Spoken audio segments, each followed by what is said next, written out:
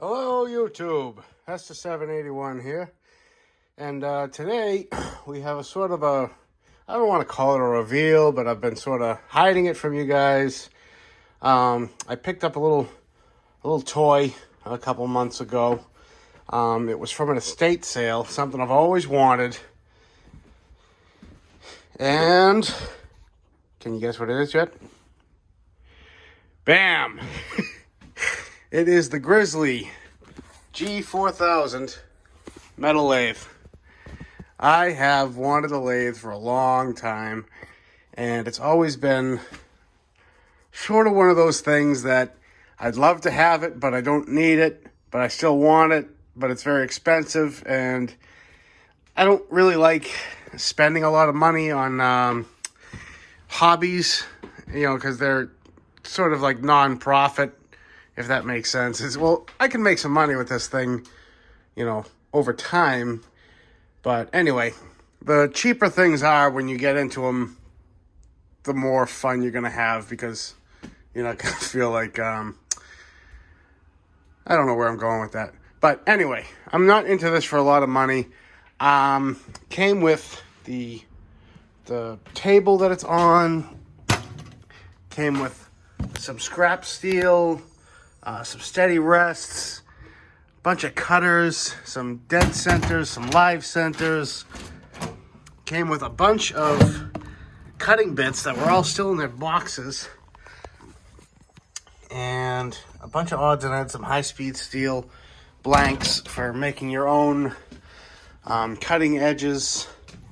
Came with a knurling tool that I was I kind of been playing around with a piece of scrap steel.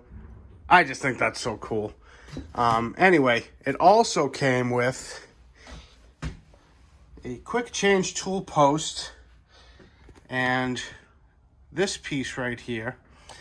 I'm going to explain what those are. So, quick change tool post, part number is 2280AXA. I guess it's from littlemachineshop.com. Never heard of that place till I saw these boxes, and what a wealth of information. Great website, great people. They were very kind, informative. So this piece right here, which is, I guess that's the part number. I thought I had a separate sheet for it. But anyway, C01-025536. The guy told me it is to replace this tool post holder. As you can see, it's held on with two nuts, and I guess it doesn't hold rigidity. I mean, to me that's solid on there, but I guess when you're machining metal, it makes a lot of difference with chattering or with the quality of the work that you're putting out. And this kit sort of mitigates that. Let me get it opened up and it might make a little more sense. Okay, so what I was trying to say is the two pieces I'm replacing are this, the tool holder, and this, the guide holder, slide holder, sorry. How it works, you would loosen this up and sort of put the tool wherever you would want it as compared to the work. Tighten this thing down, and then you would have to also tighten down your tool every time you want a new tool. You got to loosen these up, take the tool out, put it back in, make sure it's level. There's like little shims you can put under, and it's kind of a drag, to be honest. That's why a lot of people don't like this style, and they opt for something like this, which goes in its place, and it has these little wedges built in that as you loosen, you can slide the tool in, one swing down, and the tool is tight. And it's quick change chuck. It's much more, well,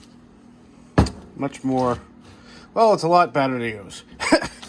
And this piece is the base, the new base that's going to go essentially something like that. My luck, it's backwards, but it's going to have 4 different screws and replace this plate that only has 2. So the idea behind it is more screws, more sturdy. All right, I'll turn you back on in a second once I get this all taken apart. Okay, so once it's off, this side will look something like this. Nice and smooth, clean it up as best you can. And then this side is where the old tool post was. This just sits on there. It's held on with this little screw. There's a little washer in there for applying the pressure. Inside this hole, be careful, there is a little spring and a little ball bearing. And then this is basically what it's going to look like from the bottom side of each. Bam. Now it's a little more easy to see, going from 2 holes to 4 holes. This little plate is held on with 3 Phillips screws, and then it might want to come off. Come on. Hold on one sec. This plate's held on by a roll pin. Looks like someone's been in here with an obscene amount of grease. I appreciate trying to keep it lubed, but I feel like all that's going to do is attract the chips. Yeah, you can see there's already a bunch of metal shavings in there. So anyway, now it's a little easier to see. So this plate is going to be gone, and this plate is the new one. And it does get mounted this way, because you can see there's a little mark right there.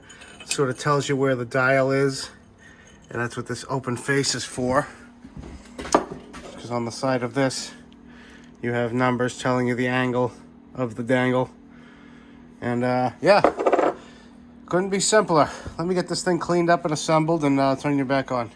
And when you're done, it should look something like this.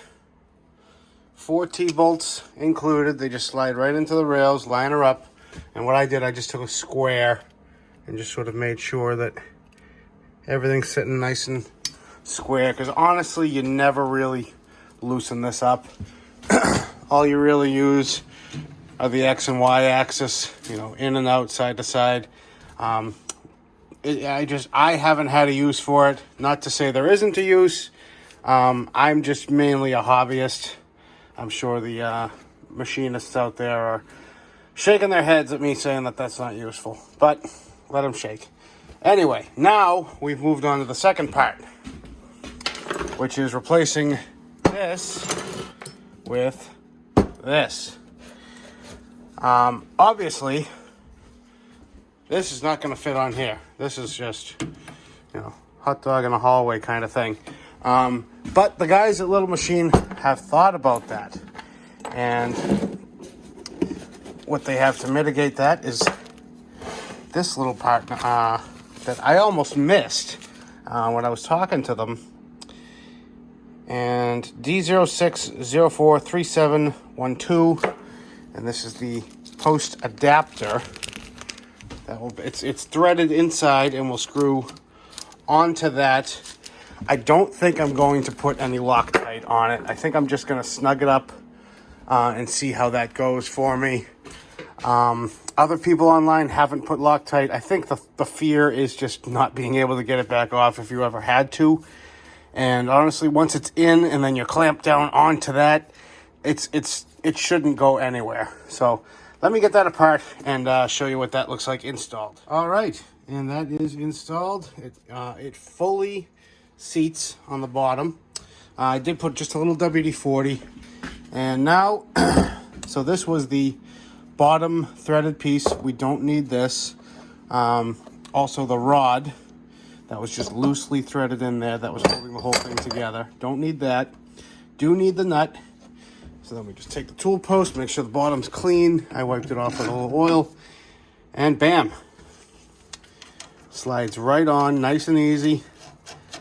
Then you tighten this piece down. It's just a 3/4 bolt or nut or 19. And then that's the only piece that you need to worry about moving. Once this is cinched down, this will be unlocked. Slide your tool piece on, and that'll be locked. Let me grab one of those and show you what I mean. All right, so this is actually a really nice set of kit. It comes with 5 tool holders. One's already set up that I'll show you in a second. One of them is for a parting tool, adjustable wedge. You'd adjust it with this little Allen head. And this is what a parting tool is. This is for another style, or this is for a tool holder. So you'd set it up in one of these if you didn't have a dedicated holder for it. And all it is exactly what it sounds like. It's a tool for cutting something off or parting it from another piece. Came with a knurling tool, which I'm not a huge fan of this style. I've heard a lot of people say there's problems with, this is basically you wind it up against the work as it's spinning, and I don't know, it can do undue stress to the motor. But if you got a steady rest, or a live center, I guess it's not that bad. Time will tell. This is a boring bar holder, and a boring bar is one of these pieces, and that's basically for going inside the work, hollowing out a tube or such.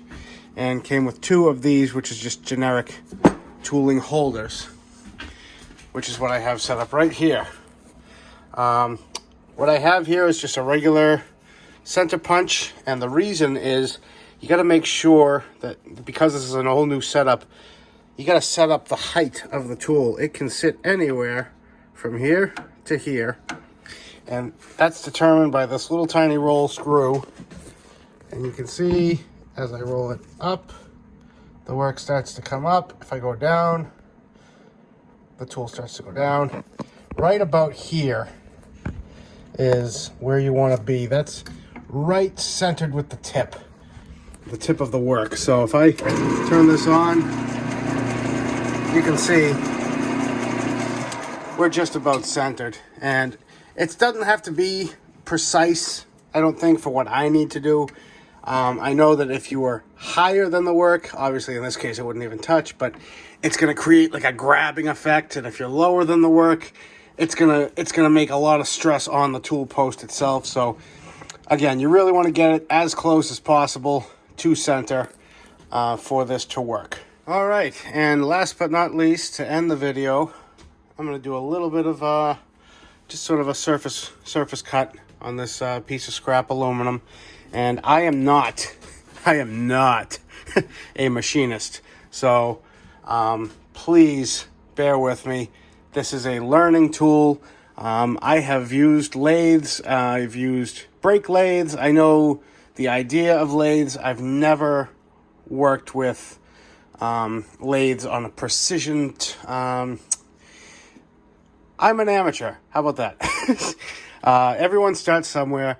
So please, if you're going to cringe, just close your eyes and pretend I'm not doing anything. But here's hoping.